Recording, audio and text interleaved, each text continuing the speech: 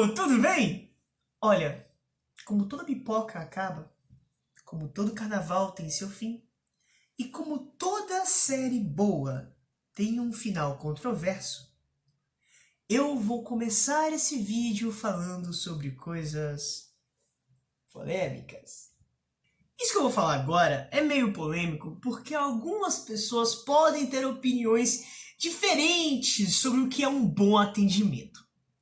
Mas é para você mandar isso para aquela pessoa que vive reclamando da educação do europeu.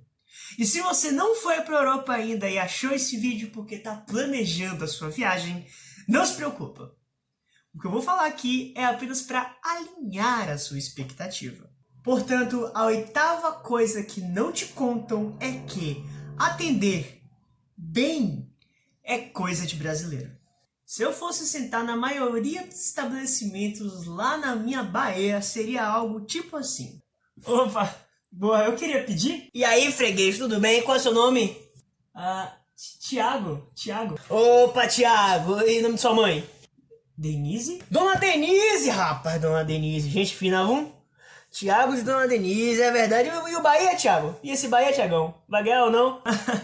Eu sou Vitória. Mas o Vitória vai subir. E não se preocupe não, que seu pedido já vai sair, viu? Uau, mas eu nem pedi. Mas eu já tô ligado que você vai querer o especial do dia. Rapaz, né? Caprichou no tempero hoje, viu? E vem cá, se com a geladinha também? Tá trincando, viu? Aliás, vou trazer, vou 5 minutinhos, relaxa, fica aí.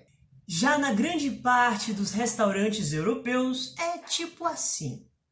Opa, boa, eu queria pedir. Senta aí. O que é isso? Já é a conta, senhor. E come rápido, viu? Você provavelmente vai sentir falta do calor humano no atendimento brasileiro. Daquela tentativa de buscar uma intimidade. Mas tenha em mente que isso é cultural deles. Você não pode comparar a sua expectativa de atendimento brasileira com a realidade de outra cultura. E esse ajuste de mentalidade leva você não só a uma maior satisfação, como um pensamento muito mais libertador. Além de ninguém ter a obrigação de ser gentil durante o atendimento, ninguém tem a obrigação de falar inglês, muito menos a nossa língua. Aí você pode pensar, putz, é mesmo, né? No leste europeu ninguém fala inglês. E aí, povo, que continuando a falar sobre ajuste de mentalidade e indo contra a maioria dos blogs de viagem, eu trago para você a nona coisa.